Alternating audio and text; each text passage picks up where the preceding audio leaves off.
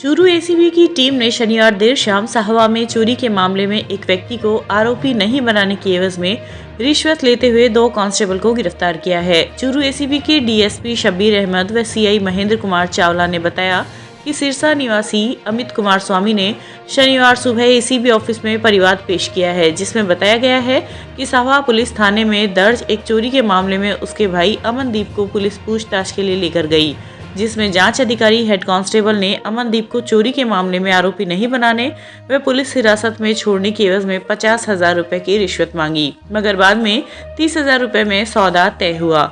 Team ने शिकायत का सत्यापन किया जो सही पाई गई। शनिवार देर शाम साहवा पुलिस थाना के पास स्थित चाय की दुकान पर पीड़ित ने 30,000 रुपए की रिश्वत राशि हेड कांस्टेबल को दी, जिसने यह रिश्वत के रूप में साहवा के थाने ही कांस्टेबल को दे दिए। मौके पर पहले से तैनात एसीबी की टीम ने रिश्वत के लिए गए रुपयों सहित दोनों रिश्वतखोरों को रंगे हाथों गिरफ्तार कर लिया।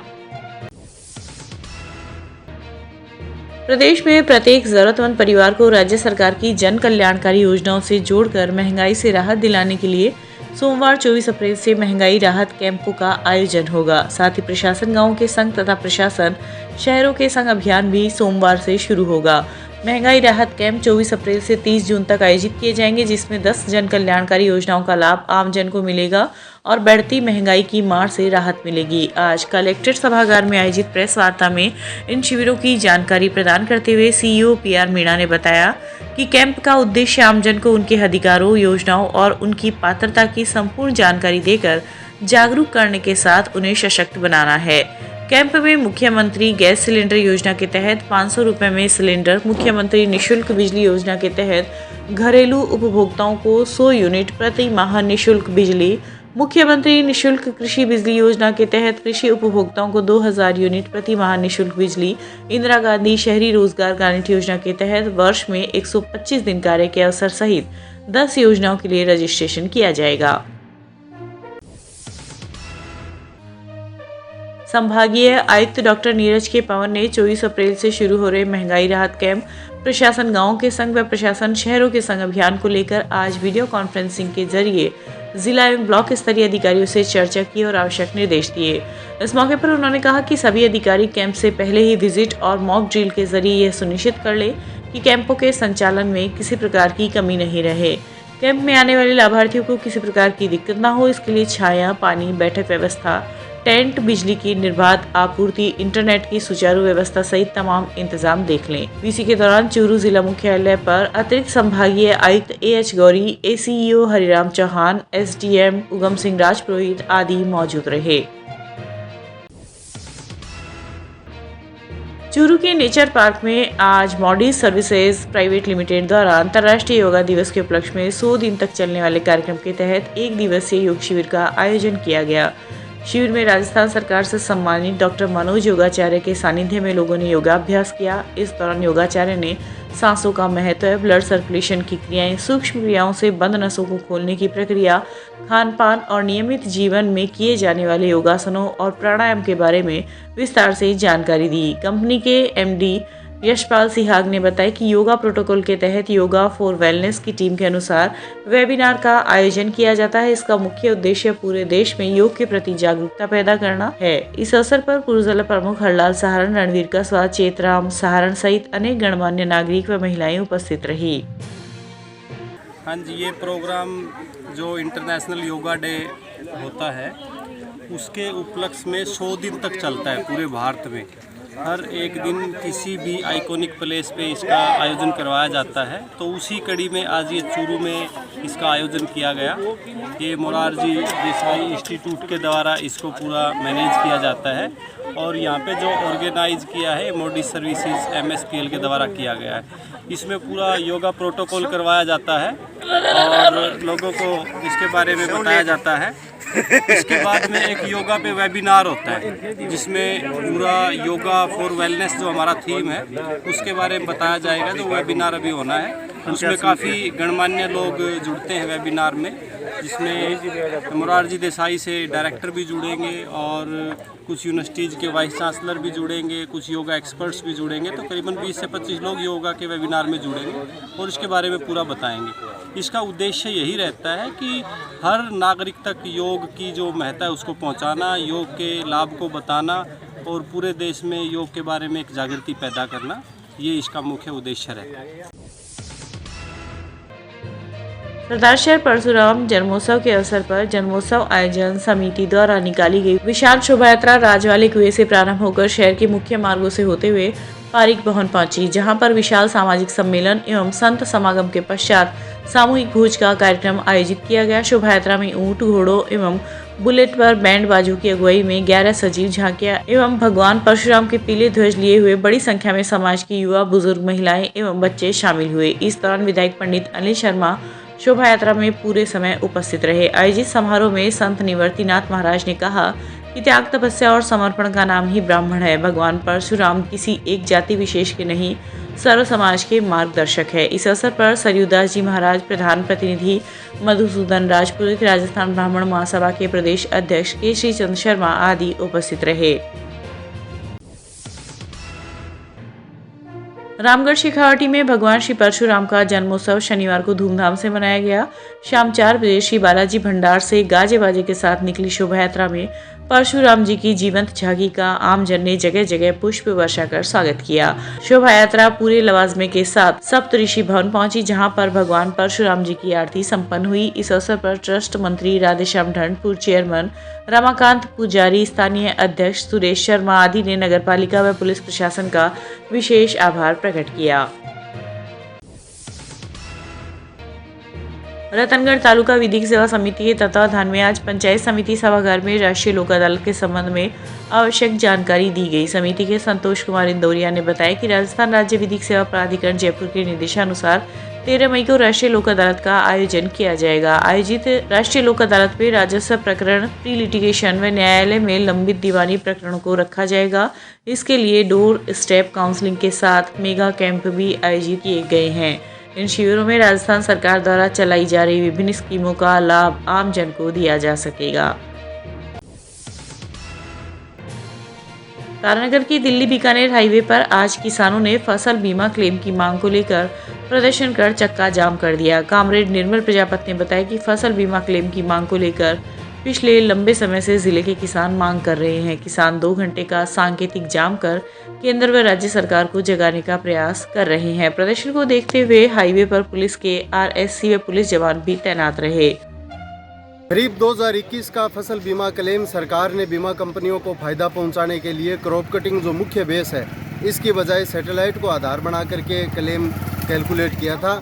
जो क्लेम चूरू जिले का लगभग 850-900 करोड़ रुपए आना चाहिए था, वो 230 करोड़ रुपए दे करके किसानों को के साथ जो दगाबाजी की है, उसके खिलाफ हमारा आज 10 बजे से लेकर के 12 बजे तक चूरू जिले की 5 तहसील जो प्रभावित है, 500 तहसीलों में ये सांकेतिक 2 घंटे का चक्का जाम है। हम क्रॉप कटिंग रिपोर्ट को मान्य करवाएंगे।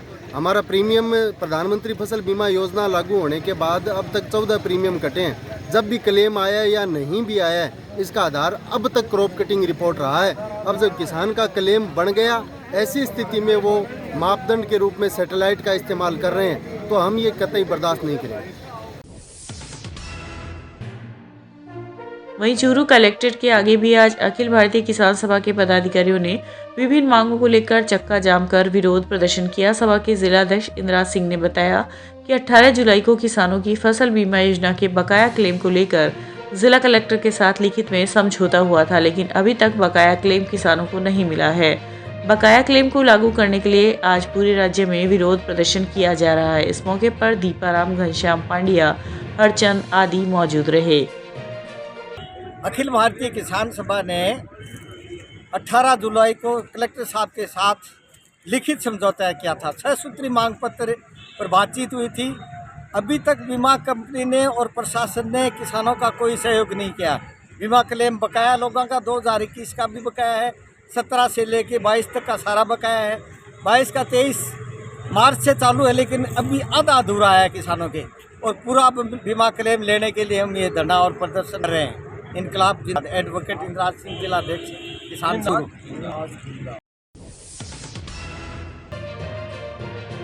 चूरू जिला ऑटो चालक संघ की रतनगढ़ इकाई ने आज विधायक अविनेश महर्षि को ज्ञापन देकर सीवरेज कार्य के अंतर्गत L&T कंपनी द्वारा तोड़ी गई सड़कों को शीघ्र दुरुस्त करवाने की मांग की है। संघ द्वारा दिए गए ज्ञापन में उल्लेख किया गया है कि L&T कंपनी द्वारा सीवरेज का कार्य करने के लिए शहर के मुख्य बाजारों सहित गली मोहल्लों में सड़कों को तोड़कर छोड़ दिया गया है, जिससे बाजार व गलियों में मिट्टी उड़ रही है तथा वाहन चालकों को भी काफी परेशानी का सामना करना पड़ रहा है। संघ ने ज्ञापन में लिखा है कि पालिका द्वारा भी पिछले 3 वर्षों में पैच वर्क पर भी रुपए खर्च नहीं किए गए हैं, जबकि पैच वर्क के लिए हर साल पालिका को पैच वर्क का बजट आवंटित होता है। टेम्पो चालकों की समस्या पर विधायक महर्षि ने कंपनी के उच्चाधिकारियों से टेलीफोन पर बात करके अविलंब क्षतिग्रस्त सड़कों की मरम्मत करवाने के लिए निर्देश दिए। ऑटो चालक, व्यापारी लोग और आम नागरिक सुबह सुबह काफ़ी बड़ी संख्या में मेरे पास में शिकायत लेकर के आए। शहर की सड़कें टूटी हुई हैं। सड़कों को L&T कंपनी ने सीवरेज के लिए खोद करके छोड़ दिए हैं। लंबे समय तक खोदी हुई सड़कों के कारण आम नागरिक परेशान हैं। मैंने कई बार L&T के अधिकारियों को पहले भी कहा है।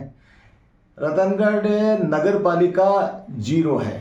नगर पालिका में भ्रष्टाचार आकंठ है और ऐसी स्थिति में जो राज्य सरकार बजट में शहर की सड़कों के लिए बजट देती है वो भी भ्रष्टाचार की भेंट चढ़ जाता है।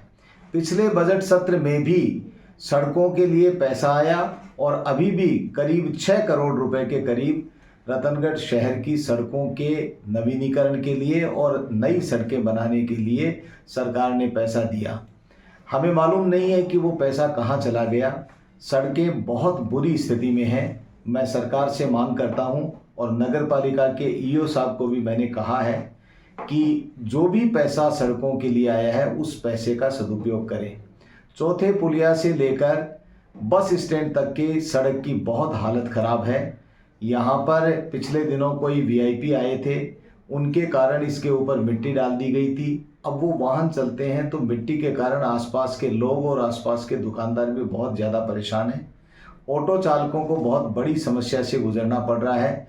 ऐसी स्थिति में आज रतनगढ़ शहर बेहाल है।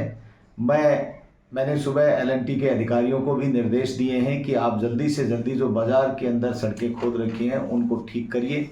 मुझे आश्वासन तो दिया है कि 1 हफ्ते में L&T के अधिकारियों ने कहा है कि हम 1 हफ्ते में इन सड़कों को ठीक कर देंगे, लेकिन जो नगर पालिका के स्तर पर सड़कों के लिए पैसा सरकार से आया है उस पैसे का सदुपयोग हो जाए और वो सड़कें ठीक हो जाएं जल्दी से जल्दी। इस बात की मैं सरकार से भी मांग की है। मैंने DLB डायरेक्टर को भी आज कहा है और बाकी अन्य अधिकारियों को भी निर्देश दिए हैं कि वे इस समस्या से समाधान जल्दी से जल्दी लोगों को समाधान करके इससे निजात दिलवाएं। भादरा के अंबेडकर भवन में आज अंबेडकर नवयुग संघ की कार्यकारिणी का चुनाव किया गया, जिसमें सर्वसम्मति से लीलूराम तैराण को अध्यक्ष चुना गया। संघ की कार्यकारिणी में भागीरथ बिबाण, मंगलराम सबलानिया, हरि सिंह इंदलनिया आदि को अलग अलग पद पर नियुक्त किया गया। रतनगढ़ भाजपा शहर मंडल के कार्यकर्ताओं की बैठक आज सिनेमा हॉल के सामने शहर मंडल अध्यक्ष अरविंद इंदौरिया की अध्यक्षता में आयोजित की गई। इस दौरान 30 अप्रैल को प्रधानमंत्री नरेंद्र मोदी के मन की बात कार्यक्रम के 100वें एपिसोड को सुनने की तैयारियों की चर्चा की गई। बैठक में शहर के प्रत्येक 3 बूथ को मिलाकर 15 स्थानों पर समारोह पूर्वक आयोजन कर 100 से अधिक संख्या में कार्यकर्ता व आम जन के साथ मन की बात कार्यक्रम को सुनने का निर्णय लिया गया। इस अवसर पर विधानसभा सह संयोजक रामकिशन माटोलिया, मदनलाल सैनी, मोहनलाल बबेरवाल आदि उपस्थित रहे। भारतीय जनता पार्टी शहर मंडल के कार्यकर्ता स्थानीय सूर्य सिनेमा हॉल के सामने आदरणीय मोहनलाल जी बबेरवाल OBC मोर्चा के अध्यक्ष, इनके प्रतिष्ठान पर हम सभी यहाँ इकट्ठे आए हैं। मोदी जी के मन की बात का 100वां एपिसोड आने वाली 30 तारीख रविवार को 11 बजे सुना जाएगा।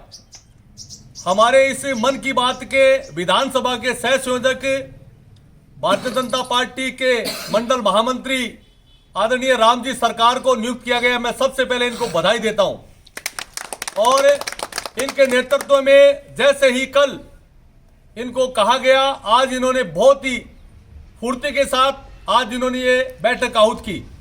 आज इस बैठक में हम सभी भारतीय जनता पार्टी के प्रमुख लोग इकट्ठे हुए हैं। हम सब ने मिलकर के ये तय किया है, रतनगढ़ में 15 स्थानों पर मन की बात को सुना जाएगा। चौधरी कुंभाराम आर्य लिफ्ट कैनाल के तारनगर क्षेत्र में 16,187 हेक्टेयर क्षेत्र में स्प्रिंकलर सिंचाई सुविधा विकसित की जाएगी। इसमें लगभग 100 करोड़ रुपए की लागत आएगी। इसके लिए मुख्यमंत्री अशोक गहलोत ने वित्तीय प्रस्ताव को मंजूरी प्रदान की है। यह जानकारी देते हुए तारनगर विधायक नरेंद्र बुडानिया ने बताया कि स्प्रिंकलर सिंचाई सुविधा विकसित करने के लिए 89.81 करोड़ रुपए की लागत से विभिन्न सिविल और मैकेनिकल कार्य करवाए जाएंगे। साथ ही 10 करोड़ की राशि स्प्रिंकलर सिंचाई सुविधा के विद्युतीकरण पर व्यय होगी। रतनगढ़ तहसील के गांव चारणवासी में 31 वर्षीय विवाहिता अपने ही घर से लापता हो गई। इस संबंध में 68 वर्षीय ससुर ने आज पुलिस थाने में लिखित रिपोर्ट देकर गुमशुदगी दर्ज करवाई है। पुलिस ने रिपोर्ट पर गुमशुदगी दर्ज कर जांच शुरू कर दी है। रिपोर्ट में उल्लेख किया गया है कि 21 अप्रैल की शाम विवाहिता अपनी 3 माह की बेटी के साथ घर से लापता हो गई। रतनगढ़ के खेत में प्रवेश कर पशु चारा खा रहे पशुओं को बाहर निकालते समय एक 40 वर्षीय किसान ट्रेन की चपेट में आ गया। सूचना पर रतनगढ़ पुलिस मौके पर पहुंची तथा घटना की जानकारी ली। एएसआई राजेंद्र सिंह ने बताया कि रतनगढ़ के वार्ड संख्या 4 निवासी 31 वर्षीय मनोज कुमार जाट द्वारा दी गई रिपोर्ट में उल्लेख किया गया है कि रतनगढ़ के वार्ड संख्या 3 निवासी उसके 40 वर्षीय चाचा कर्णाराम जाट खेत में ढाणी बनाकर रहते हैं। कर्णाराम का खेत सुजानगढ़ रेलवे लाइनों के पास है। रात खेत में बेसहारा पशुधन आ गए और वहां पर रखे चारे को खा रहे थे। कर्णाराम पशु को निकाल रहा था कि इसी दौरान ट्रेन आ गई, जिसकी चपेट में आने से उसकी मौत हो गई। मनोज कुमार पुत्र देबूराम गोदारा ने रिपोर्ट दी कि मेरा चाचा कर्णाराम सुनो मालाराम रहते जाट उम्र 40 साल रात्रि के समय पशु चारा पर ढूंढने पर उनको भगाने के लिए अपने खेत से बाहर आया। इसी दौरान ट्रेन की चपेट में आने से उसकी मृत्यु हो गई। बॉडी का पोस्टमार्टम करवा करके लाश परिजनों को सुपुर्द कर दी।